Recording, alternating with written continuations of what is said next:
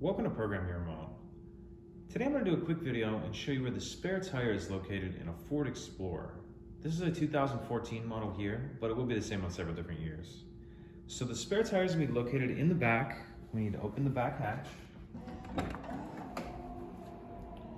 And if you have a third row seat, as this one does, and it's stowed like this, you'll need to go ahead and flip it up, get it out of the way. The first thing we need to do is remove this little lip right here. And there's gonna be two clips that hold it on. There's gonna be one right here. And there's gonna be another one right over here. So how we're gonna get that off is if you do it about a quarter turn, you'll feel it loosen like that. Same thing over here, we'll do about a quarter of a turn. And then this whole piece will just pull off like that, and we can set that to the side.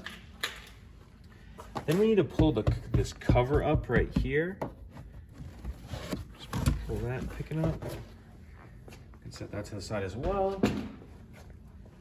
And now, if we lift this plastic piece up, or the styrofoam piece, we're gonna see our jack and the spare tire under it.